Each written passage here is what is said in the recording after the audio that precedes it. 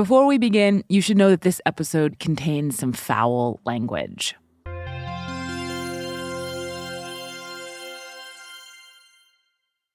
So I'm sitting here right now looking at an old issue of the satirical newspaper, The Onion. It's from February 17th, 2004, though I just ordered it off the internet a few weeks ago. And it's a time capsule. The front page has a headline about Osama bin Laden and another about John Kerry, who was running for president at the time. There's also one about Martha Stewart, who was on trial. But the reason I ordered the issue isn't for any story that ran on the cover. It's for a story that ran on page 4. And it was pretty timely, too. It was just in the middle of that period where, like, the Mach 3 was the biggest shit in the world. Carol Kolb was the editor-in-chief of The Onion, and she's talking about a razor, like the kind people use to shave.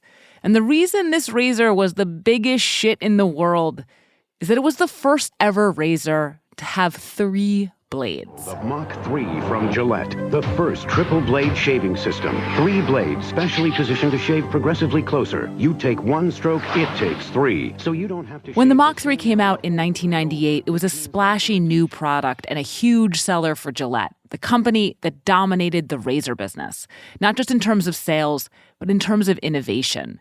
Based in Boston with a research lab in Great Britain, a staff of razor scientists, and scores of proprietary patents, Gillette had been rolling out top-of-the-line razors for nearly a century, products that had made it number 1. Except then. Did Schick come out with a 4-blade razor then? Okay, 2 blades are better than 1, and 3 blades are better than 2. And that's as good as it gets, right? Wrong. In September 2003, Schick, which had lagged behind Gillette for decades, got to 4 blades first. 4 blades? Where will it stop? Here. An Onion writer wasn't so sure it would stop there, though, and pitched a headline that was also a prediction.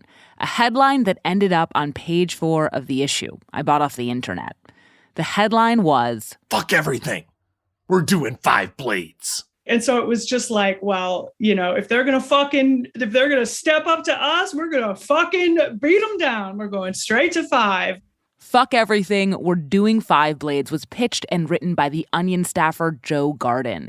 It appeared in the paper as an op-ed attributed to the then CEO and president of Gillette.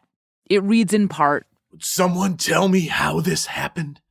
We were the fucking vanguard of shaving in the country. The Gillette Mach 3 was the razor to own. But you know what happened next? Shut up. I'm telling you what happened. The bastards went to 4 blades. Now we're standing around with our cocks in our hands selling 3 blades at a lubrication strip."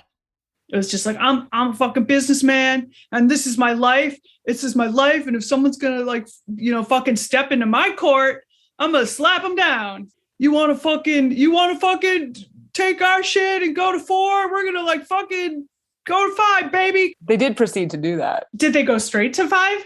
Yeah. Oh, they did. Oh, that's great. See, that's great. The Onion definitely had a lot of moments where we would, you know, predict the future like that. Go to 5, straight to 5, baby. Come on.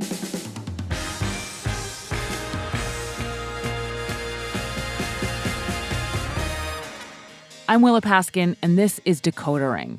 In the early 2000s, an arms race broke out in the world of men's shaving.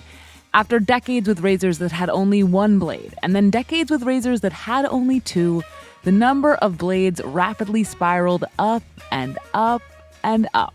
It's a skirmish sometimes referred to as the Razor Blade Wars, and it was a face-off about innovation, competition, capitalism, masculinity, and most of all, how strange things become after you've created something that's the best a consumer can get. And then you have to keep going. So today, on Decodering, fuck everything, we're talking 5 blades, and whether it makes sense for a razor to have them.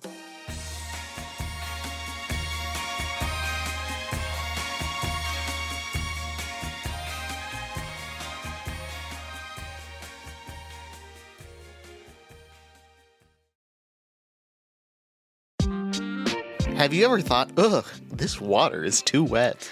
Or this beach is too sandy.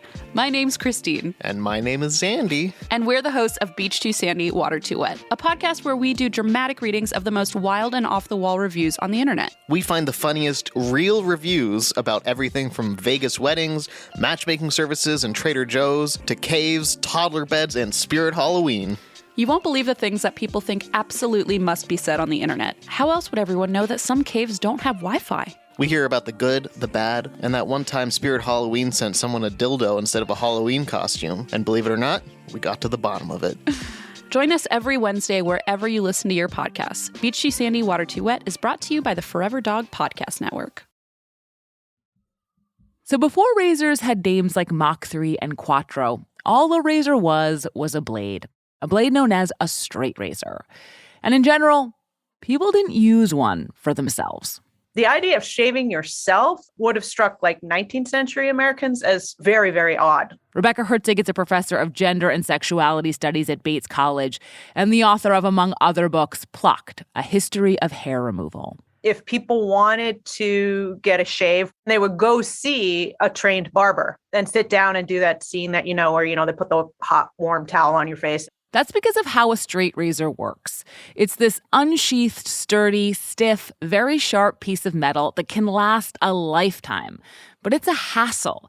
It had to be stropped before every use by running it back and forth on a piece of leather, and eventually even that wouldn't keep it sharp enough. So it would need to be honed, brought into a barber or a cutler who could put a new edge on it. It was dangerous too. If you weren't careful, it could easily live up to its other name, the cutthroat blade. But as the 20th century dawned, an alternative was coming, thanks to a man named King Camp Gillette. King Gillette was born in 1855 and grew up in Chicago. Pleasant, personable, and tall, with a paintbrush mustache, he was a lifelong tinkerer with a number of patents to his name. But he made his living as a traveling salesman, which he was very good at. He was very soft-spoken, but also quite charming. Tim Dowling is a writer and columnist at The Guardian and the author of a book about King Gillette. And I think there's this kind of what you might call self-abnegation, this salesman's way of disappearing and making you feel very important. When he was in his late 30s, Gillette was hired by a man who was just about to invent something called the crown cork, what we now call the bottle cap. The bottle cap was the first, truly the first mass-market disposable item. 19th century Americans just did not have disposable products around. And Gillette's boss, the bottle cap inventor, encouraged Gillette to try and invent something disposable too. So Gillette is constantly thinking about that sort of thing. He's going through the alphabet, thinking of things that he could apply this disposable notion to. And then one day in 1895, it came to him. He's standing in front of his bathroom mirror with a very dull razor in his hand. And this idea dawns on him for a disposable safety razor. What flashed into Gillette's mind looks a lot like the razor as we know it, a T-shaped instrument with a very thin, sharp blade. The T-shaped safety razor already existed, though. So the thing Gillette was imagining for the first time was this new kind of mass-produced blade, one so thin and thus so cheap you could throw it away when it got dull. Gillette immediately wrote his wife, crowing, "Our fortune is made." It would take a while, though. From then on, nothing good happens. When it comes to razors, simple ideas are hard to execute. They are, after all, a knife that you press directly onto your skin. There's much less margin for error with them than most household items. It would take 6 years until Gillette found someone with the expertise to make his super thin, super sharp razor blade real. A man named William Nickerson. Quite a last name for a razor guy. Nickerson and Gillette and a number of other investors incorporated the company in 1901, the same year they applied for their patent. They began selling the Gillette double-edged safety razor in 1903. To use it, you slotted the blade in perpendicular to the handle, screwed it into place, and then when one side of the blade got dull, you could flip the razor around and use the other. In terms of safety, convenience, and time spent, it was a vast improvement on the straight razor. But in order to succeed, the company didn't just need to sell its product. It needed to sell a whole new norm. The norm of the clean shave.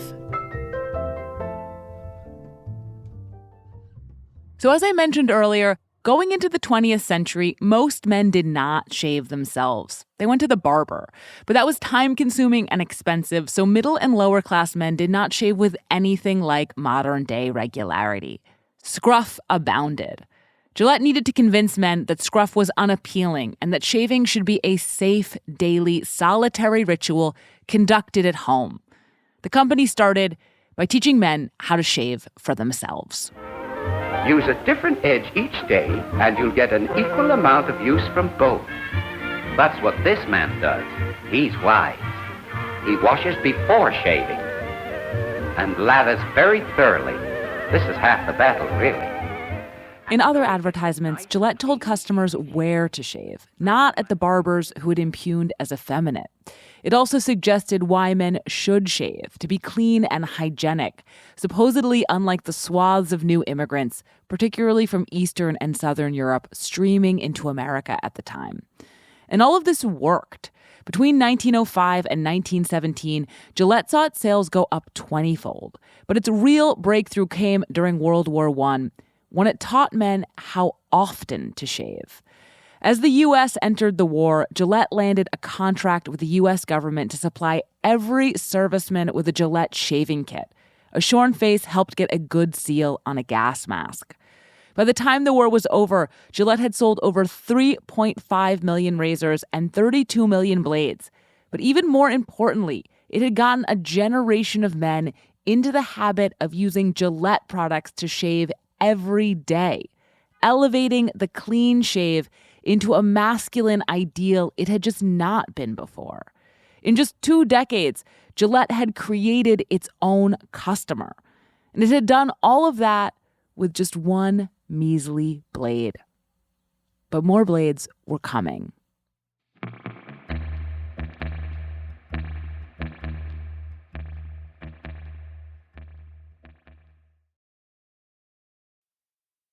It's time to reboot your credit card with Apple Card. You work hard for your money, so you should be able to spend it on the things you actually want. With Apple Card, you can kiss fees goodbye. There aren't and never will be any annual foreign transaction late or over the limit fees, not even hidden ones. Apply now in the Wallet app on iPhone and start using it right away. Subject to credit approval. Late or missed payments will result in additional interest accumulating toward your balance. Variable APRs for Apple Card range from 15.49% to 26.49% based on credit worthiness. Rates as of March 1st, 2023.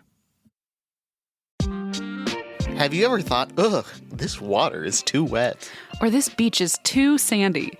My name's Christine. And my name is Zandy. And we're the hosts of Beach Too Sandy, Water Too Wet, a podcast where we do dramatic readings of the most wild and off-the-wall reviews on the internet. We find the funniest real reviews about everything from Vegas weddings, matchmaking services and Trader Joe's, to caves, toddler beds, and Spirit Halloween. You won't believe the things that people think absolutely must be said on the internet. How else would everyone know that some caves don't have Wi-Fi? We hear about the good, the bad, and that one time Spirit Halloween sent someone a dildo instead of a Halloween costume. And believe it or not, we got to the bottom of it. Join us every Wednesday wherever you listen to your podcasts. Beach Too Sandy, Water Too Wet is brought to you by the Forever Dog Podcast Network. In the decades that followed World War I, Gillette established itself as the globe's dominant razor company, a huge, publicly traded multinational with around 70% of the razor market. It held off competitors by regularly rolling out proprietary improvements whenever its patents were about to expire. Improvements including rust-resistant and coated blades, adjustable handles, and razor cartridges. And as it did this, it also branched out into other product lines, like razors for women. Legs, new Lady Gillette does wonderful things for your legs. Shaving and women is a topic unto itself. It's a habit that took off during World War II and was made even more out of whole cloth than the clean shave was for men. But I'm mentioning women's razors here mostly to say I won't be mentioning them much again. It's the men's market that has driven razor innovation. And in 1971, Gillette rolled out a doozy of one. This is a revolutionary new shaving system from Gillette. It has one blade that gets what an ordinary razor gets, and then it has another one that gets what an ordinary razor leaves behind. The Track 2 was Gillette's first two-bladed razor, known as a twin blade. It had two angled metal blades stacked atop one another inside a disposable plastic razor cartridge. It's one blade better than whatever you're using now. When the Track 2 came out, Gillette and every other razor company had been selling single-bladed razors for almost 70 years. And they'd worked just fine. Well, even. So the product was met with some skepticism. The triple track, because you'll believe anything. That's a spoof from the first ever episode of Saturday Night Live. Adding a razor blade is an improvement so simple, it seems like something a 3-year-old could come up with. And SNL was lampooning anyone gullible enough to buy into it by comparing this new double-bladed product to what then seemed like a patently absurd impossibility. The idea of a 3-bladed razor. But as I said before, when it comes to razors, simple ideas can be hard to execute. And Gillette insisted that the Track 2 could provide a closer and more comfortable shave. The two things the company was always explicitly chasing. Harry, make sure you get a close shave and don't cut yourself.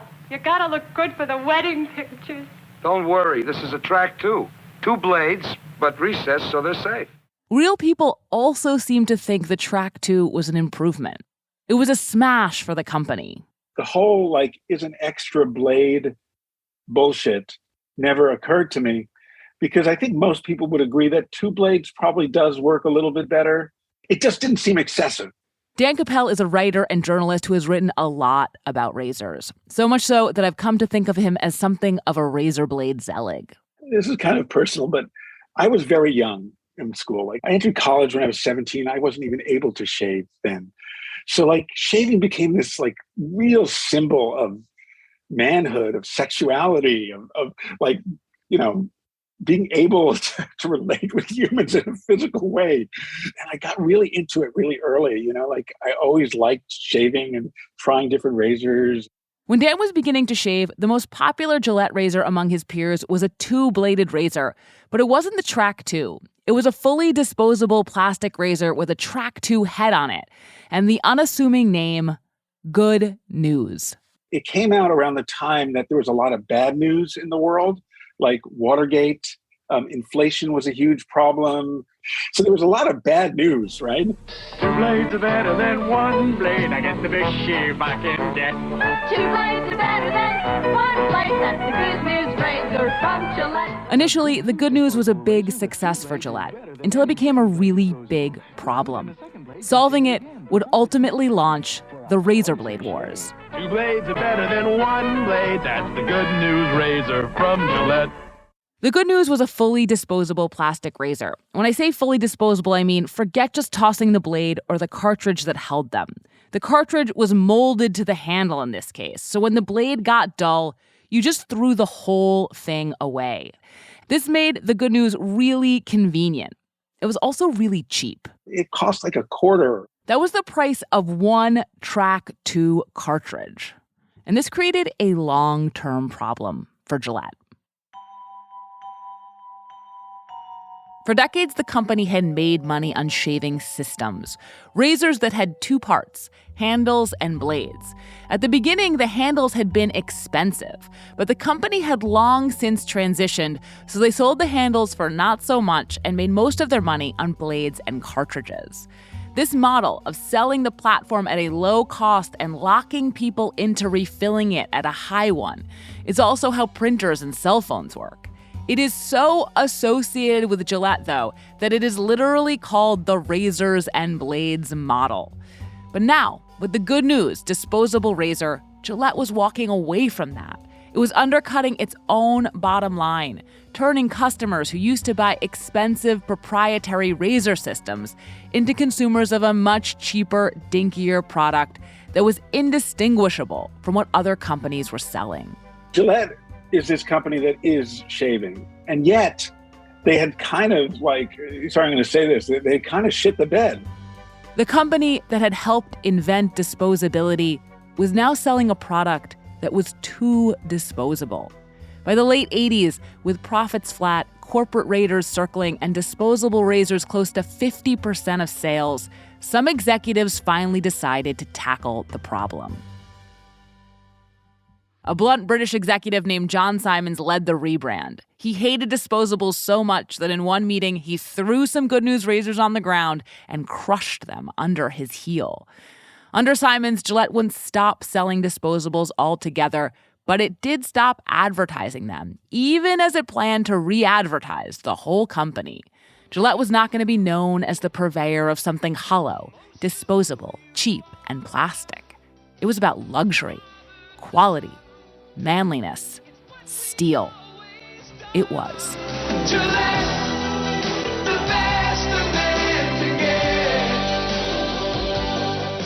Gillette premiered this soaring anthemic commercial during the 1989 Super Bowl.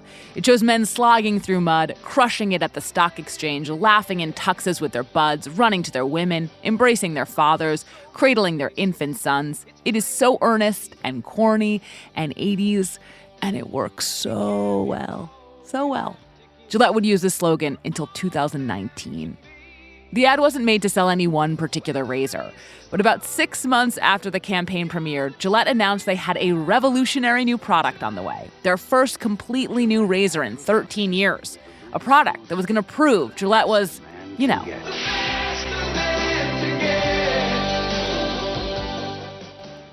Gillette said it had spent years and nearly $100 million researching, developing, testing, and marketing this secret new razor. It was exactly like when Apple and Steve Jobs used to introduce the iPhone, and it was a big secret and, everyone was trying to get one and looking for prototypes. That's Dan Koeppel again. Around this time, he was covering the men's grooming market for the trade paper Adweek. He became determined to figure out what exactly this new razor was. I was really insanely competitive about that kind of stuff back then. I just was like, I got to find this out, and I am going to find it out, and nobody is going to beat me on it, and I am going to be the one to figure out what this fucking razor looks like. Dan didn't want to speculate. He wanted specs. So after a few dead ends, he headed to New York's patent library. Gillette was smart enough not to file patents under the company name. Too obvious. But patents also have locations on them, and Gillette is based in Boston. So Dan pulled all the patents registered in Boston for the previous 2 years, and then spent 5 days combing through them. Sure enough, a lot of them were for razors. Eventually, Dan found what he was looking for. Adweek ran a piece scooping Gillette's own announcement by a few weeks. The new razor would have a couple of innovations, a refined pivot head and blades individually mounted on springs. Blades numbering 2. Just 2. That's right. This new razor, called Sensor, was also a twin blade. But the reason I've taken all this time telling you about it is that the rollout worked incredibly well. Sensor not only sold 24 million razors in just a year, it created a blueprint for how Gillette would proceed.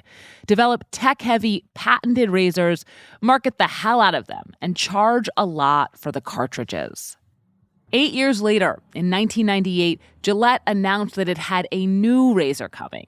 This one with a cumulative price tag of close to $1 billion. And you know how many blades this one had. The Mach 3 from Gillette, the first triple blade shaving system. 3 blades specially positioned to shave progressively closer. You take 1 stroke, it takes 3. Gillette had finally gone 3 blades, but adding a blade to a razor still sounds kind of silly. So this time around, it was the sketch comedy show Mad TV that mocked it in 1999. Schick presents the Mach 20. With 20 blades, we guarantee you the closest shave of your life. That could be the edge I need to make me a first-rate professional businessman. It sure could. Watch this. But the jokes didn't do much damage. The Mach 3 soon had $2 billion in sales. It had taken Gillette 68 years to go 2 blades and then 27 more to go 3. And we'll never know how long it would have taken them to get to 4 on their own time. Because another company beat them to it.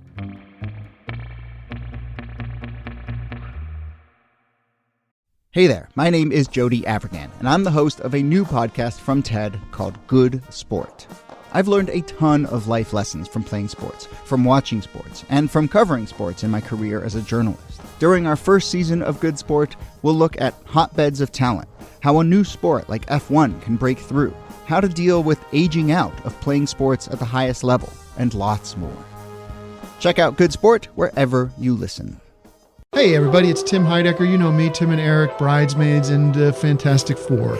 I'd like to personally invite you to listen to Office Hours Live with me and my co-hosts, DJ Doug Pound. Hello. And Vic Berger. Howdy. Every week we bring you laughs, fun, games, and lots of other surprises. It's live. We take your Zoom calls. Music. We love having fun. Excuse me? Songs. Vic said something. Music. Songs. Music. I like having fun. I like to laugh. I like to meet people who can make me laugh. Please subscribe now. So I've been talking as if there's only one razor company in the world. And while Gillette really has been dominant, the McDonald's of shaving, there's always a Burger King too. And the Burger King of shaving in America is Schick. It's your face, that's Schick. Love it. It's your face, that's Schick. Love it. The Schick Razor Company, founded by Joseph Schick, went into business back in 1926, selling an injector razor modeled on a repeating rifle. Schick sold his company in 1928 to go and work on the razor closest to his heart, the electric razor, which he was the first person to patent. But his original outfit stayed in business, cornering about 20 to 30% of the global market while changing hands a number of times. As the 2000s dawned, it had a kind of sleepy reputation. It really had been overall more a staid number two company that kind of accepted the fact that we were number two. Amy Roman now works at Channel Program, a social media startup for the tech industry, but she was a senior brand manager at Schick at the time. We didn't compete with Gillette. We didn't have the budgets that they had. We didn't have the market share that they had. But right around the time that Amy started, there was a big leadership change. The new guys were more ambitious. Amy heard they were working on a big secret project, and she wanted in. But when she found out what it was, she wasn't exactly bowled over. You know, it wasn't like, oh, 4 blades, you know, because it's like, okay, 4 blades, but so what? There's a blade, there's 2, there's 3, and then you add a 4th, and it's like, well, why is this meaningful? To be honest, I'd been expecting a different answer. Something about how hearing the news of Schick's 4-bladed razor was the most exciting moment of her life. But now, after thinking about it for a while, I really admire Amy's reaction. It's just so reasonable. A 3-bladed razor had come out a few years before, its maker crowing about how closely it could shave a man. How much more could a 4th blade really offer? And could what it offered really matter? Like, how many blades did men really think their stubble needed? A lot of blades, as it turned out. American consumers were way more excited about 4 blades than Amy was. Or maybe she's just really good at her job. She ended up running the Schick Quattro release, and when it came out in September of 2003, it was Schick's most successful product launch ever, and one of the rare times they beat Gillette to market. Yeah, it was a big deal. We were talking about 3 blades, 3 blades, 3 blades, and then Quattro came out. Michelle Chenal was the head of communications for Gillette. You know, the party line was, no, it's not about the number of blades, we don't care. You know, we're the market leader. But internally, it caused a lot of dialogue, like, what does this mean? And then, of course, the advertising wars started. Yeah, it was a shit show. Lawsuits started flying. Among them, Gillette sued Schick for allegedly building on proprietary Mach 3 patents and tried to get an injunction against the Quattro. Schick countersued, arguing that Gillette no longer had the right to use the best a man can get slogan because it no longer had the best products. Eventually, the two companies settled out of court, but these deliciously petty lawsuits only added to the sense that something ridiculous was going on. The ongoing conflict in Iraq remains our most serious threat overseas, but here at home, there's a multi-billion-dollar war being fought every day concerning which razor should men shave with, Gillette or Schick. This is a 2004 segment from The Daily Show, in which Rob Corddry interviews both Amy Roman and Michelle Chenal about the razor wars. You can hear Michelle in this next clip. The Mach 3 is amazing. You know, it's like an antique. It's almost like an antique, except it's brand new. This was long. Some months later, The Onion imagined the only thing that could make the situation more absurd. Escalation. It published Fuck Everything, We're Doing 5 Blades in early 2004. You'll remember that the piece was a faux op-ed written in the imagined voice of Gillette's CEO, a guy who said things like, "Are they the best a man can get? Fuck no! Gillette is the best a man can get." Though it's connected to the spoofs that preceded it, it's also a little different. The punchline isn't the gullible consumer, but a mentality, one that isn't concerned with whether more blades are objectively better, because it knows more blades are always better. It captures an attitude in which more is more, best and most mean the same thing, and intensification is always the answer, no matter how stupid. It's about razors, but it's bigger than razors. It's funny, but it's not just a joke. And it was prescient, too. A year and a half after the piece was published, its prophecy came true. Introducing the miracle of fusion. It had taken Gillette 30 years to go 3 blades, but now instead of milking an innovation for the length of its patent, it skipped 4 blades altogether and went straight to 5 with the Fusion, which even had an additional blade, a 6th blade, on the back for trimming sideburns. It cost about $5 a cartridge. Gillette's real CEO, sounding an awful lot like the character in the Onion op-ed, insisted, "The Schick launch has nothing to do with this. It's like comparing a Ferrari to a Volkswagen."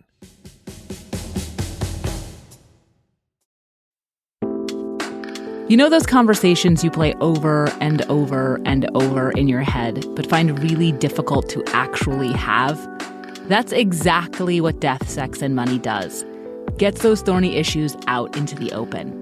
It's hosted by Anna Sale, who has surprisingly comfortable conversations with her guests about uncomfortable topics, like the highs and lows of divorce and how race can impact friendships, about near-death experiences and funny one-night stands, about aging and how revenge can bring you joy, and how bad sex can lead to at least some good art. Some of Anna's guests are famous and some are not, and a lot of them are from their community of listeners, all talking about what they're figuring out as they go along. Join in and find Death, Sex, and Money from WNYC Studios wherever you listen to podcasts.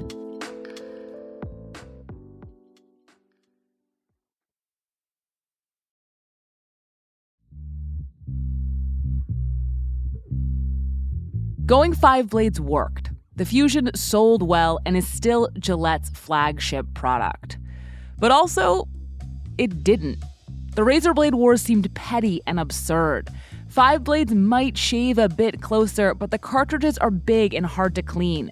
They irritate more people's skin, they cost a lot, and it's not clear they're an improvement on 3 blades.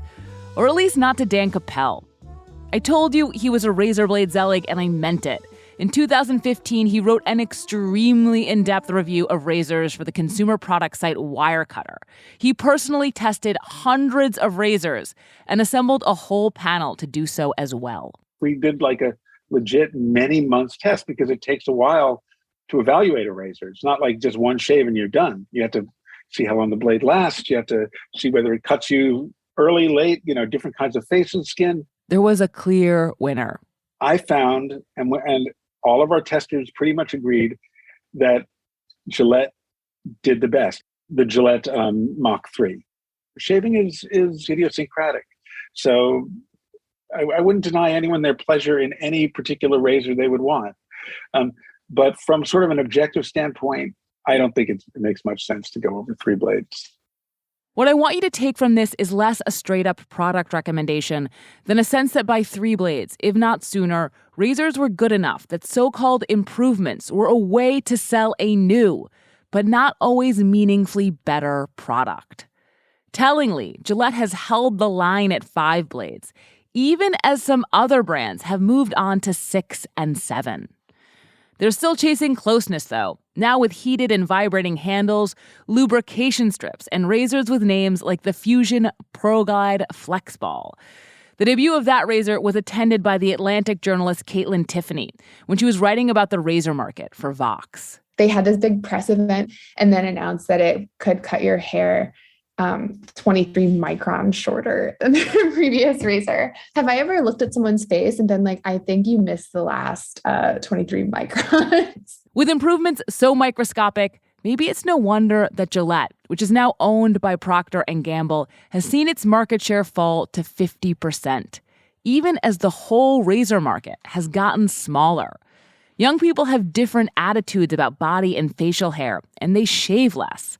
The thing Gillette has been chasing and selling for a century, the ideal of the close, clean shave, may not be what people want anymore. And while we're sorting out exactly what it is that we do want, there has been an explosion of razor companies focused on things other than microns. And do you think your razor needs a vibrating handle, a flashlight, a back scratcher, and 10 blades? Your handsome-ass grandfather had 1 blade and polio.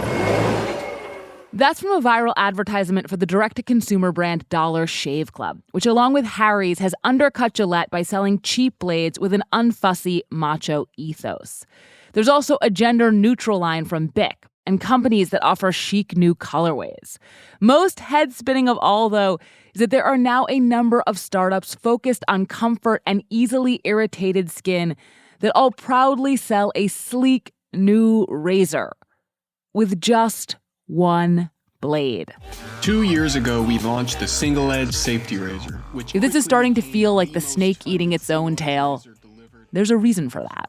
A razor is already a pretty perfect invention. However, there are enough companies that want your business that they need to come up with a different version of a razor to sell you. It's kind of one of the, weird oddities, I think, of late capitalism is that competition isn't necessarily producing a superior result for customers. It's just producing more results. It's a world of companies going metaphorically 5 blades, whether we need them to or not. As it turns out, there's a man from earlier in this story who was a little skeptical about the workings of capitalism and competition, too. King Camp Gillette. Right around the time he was racking his brain for disposable inventions, on the verge of coming up with his razor, he was also thinking about something else. A capitalism-free utopia. In 1894, against the backdrop of the economic tensions of the Gilded Age and during a widespread craze for imagining America's future, Gillette published a book called The Human Drift. In it, he outlined a system for the ideal society. He imagined it consisting of a perfect corporation, free of competition, run by and for the people, who would all live in 40-story apartment buildings in one giant metropolis on the shores of Niagara Falls, which would power everything. So, it had some kinks. Surprisingly, Gillette and his plan were championed by a progressive publication, and just as he could have focused on promoting it, he imagined his razor and turned to that instead. But for the rest of his life, he never totally abandoned his utopian ideas. When asked how he, a hugely successful capitalist, could rail against the extremes of capitalism and competition for profit, he replied to the effect of, "In whatever system he finds himself, a man has to do his best." I have a sad story to tell you. It may hurt your feelings a bit. Last night when I walked into my bathroom, I stepped in a big pile of shaving cream. Be nice and clean. Shave every day and you'll always look keen. Decodering is written and produced by Willa Paskin. This episode was produced by Elizabeth Nakano. Derek John is senior supervising producer of narrative podcasts for Slate, and Merritt Jacob is our technical director. Thank you to Eric Krause, Jim Surowiecki, Susan Strasser, Josh Levine, Dan Coyce, and Benjamin Frisch. Ben is Decodering's founding and now departing producer. I wish him so much luck with his future projects, and you can find him on Twitter at Benjamin Frisch, Frisch. There are a number of books and articles that were instrumental to researching the story, and we'll have links to them on our show page. You can find me on Twitter at Willa Paskin, and if you have any cultural mysteries you want us to decode, you can email us at decodering@slate.com. And if you're a fan of the show, I'd love for you to sign up for Slate Plus. Slate Plus members get to listen to Decodering without any ads, and they're supporting the work that we do more generally. Members will also get to hear a special behind-the-scenes episode with me at the end of this season. So please go to slate.com/Decoder Plus to sign up now. I would really appreciate your support. Thanks so much for listening. This is the first of 5 episodes in this season, and we're going to be back next week with an episode all about method acting and what on earth it really is. We'll see you then. I wasn't friends with the army. One day I looked into my kit. I thought I would find me a sandwich, but the darn thing was loaded with shaving cream. Have you ever thought, ugh, this water is too wet? Or this beach is too sandy? My name's Christine. And my name is Zandy. And we're the hosts of Beach Too Sandy, Water Too Wet, a podcast where we do dramatic readings of the most wild and off-the-wall reviews on the internet. We find the funniest, real reviews about everything from Vegas weddings, matchmaking services and Trader Joe's, to caves, toddler beds, and Spirit Halloween. You won't believe the things that people think absolutely must be said on the internet. How else would everyone know that some caves don't have Wi-Fi? We hear about the good, the bad, and that one time Spirit Halloween sent someone a dildo instead of a Halloween costume. And believe it or not, we got to the bottom of it. Join us every Wednesday wherever you listen to your podcasts. Beach Too Sandy, Water Too Wet is brought to you by the Forever Dog Podcast Network.